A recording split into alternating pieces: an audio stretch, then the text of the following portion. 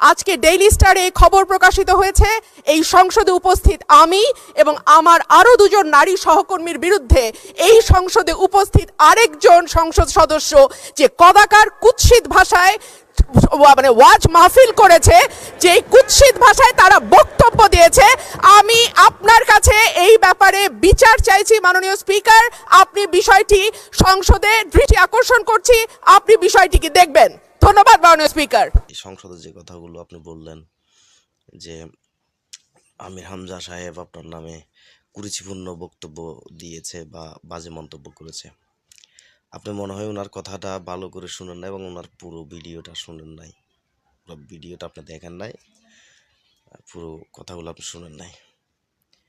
আপনি কাটশাট ভিডিও দেখে যেই মন্তব্যটা করলেন বা সংসদের স্পিকারকে আপনি যেই বিচারটা দিলেন, আমার মনে হয় এটা আপনি ঠিক করেছেন। পুরো ভিডিওটা আপনি দেখা উচিত ছিল, ভালো করে কথাগুলো শোনা উচিত ছিল। আপনি একজন ব্যারিস্টার মানুষ, আইনের মানুষ, আপনার লোক দেখলেও বুঝতে পারেন যে কে কি বলতে চায়, কি বলতে চাচ্ছে, কি বলতেছে। বাট ওইখানে তো এমনভাবে কথাগুলো বলা, হ্যাঁ মানে একটু কেটে ছেটে কথাগুলো বানালে মানে গুজব ছড়ানো খুব সহজ হয়ে যায়। সুতরাং ওই আমির হামজার বক্তব্যগুলো নিয়ে ঠিক ওরকম কাটছাট করে ঠিক গুজব ছড়ানোর কাজটাই হয়েছে। আর আপনি সেই ভিডিওটা দেখে ভালো করে না জেনে না বুঝে আপনি অহেতুক মন্তব্য করেছেন এবং স্পিকারকে আপনি বিচ্ছেদ দিচ্ছেন দেখলাম সংসদে। তো ভিডিওটা আপনি ভালো করে দেখা এবং শোনার উচিত ছিল আপনার। আপনি একজন ব্যারিস্টার মানুষ, আপনার কাছ থেকে এইটুকু আমাদের বাংলাদেশের জনগণ আশা করে না। সুতরাং আপনি কথা বলতে ভবিষ্যতে আর একটু দেখে শুনে কথা বলবেন।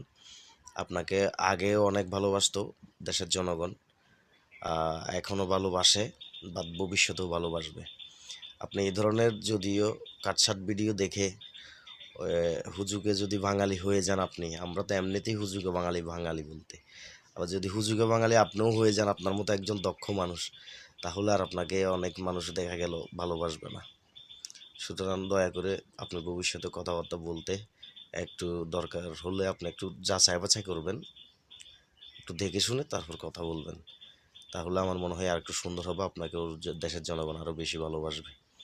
ডানে বামে আমার এমন ভড়ি আলা লোক আমি পেয়েছি, আমার মনে হয় ভড়ি ছিঁড়লে ওর ভেতর থেকে হয় ব্রিজ কালভার্ট এগুলো বের হবে।